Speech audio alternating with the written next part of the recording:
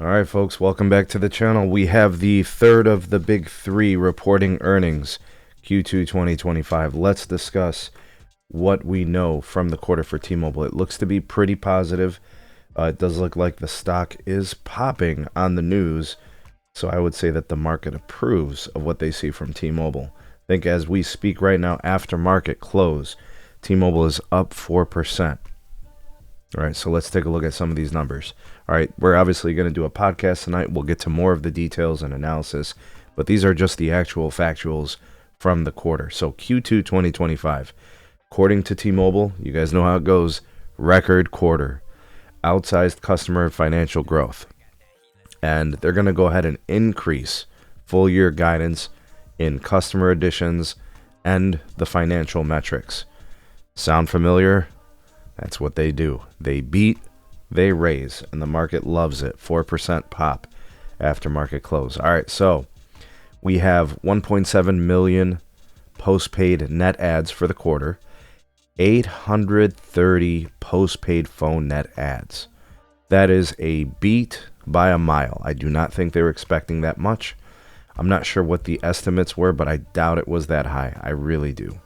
If I'm wrong, I stand corrected. I just don't think so, especially last quarter. They were slightly below expectation. I think the expectation last quarter was 500,000. They came in at like 495 or something. I don't know. Anyways, they beat. They have acquired almost 100,000 fiber customers from Lumos, right? So those would be broadband customers, wireline in this case. They added 454,000 fixed wireless access customers, from what I'm seeing here on this report. That would be far better than both AT&T and Verizon. In fact, it's almost as much as the two combined. Right? I think Verizon was almost 300,000. I think AT&T was like 203,000. Right? So the 5G home internet continues to be a smashing success. That customer base has now, I think, ballooned to 7.3 million subscribers, as being reported, and then total customers now on the T-Mobile network almost at 133 million. So for those of you tracking, who's got the most subscribers, just that's the number you want to know. Financials look good. We're seeing, what do we have here? Where's the free cash flow? I wanted to see that. Where is it? Oh, here it is. Okay.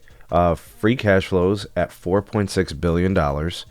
Just to kind of take a look at that, comparing the companies, Verizon was at $5.2 billion, AT&T at $4.4 billion, T-Mobile at $4.6 billion, puts them just above AT&T, but still below Verizon.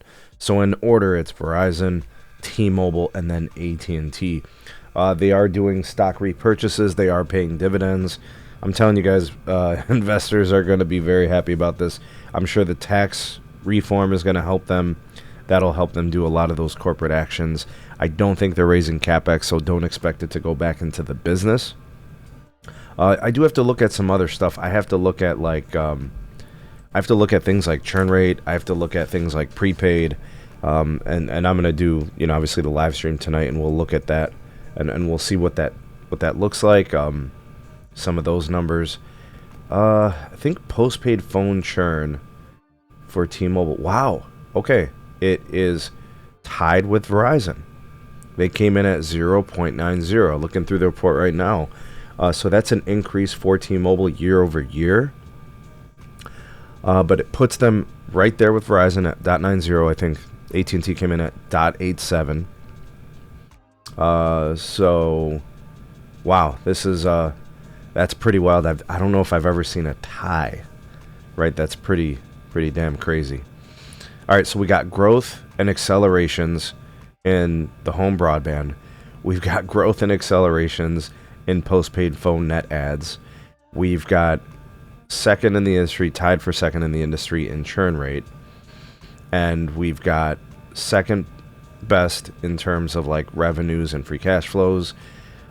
I mean, this is a pretty damn good quarter. Looking at the stock, it's now over 4%. Oh, man. This is a big quarter for T-Mobile.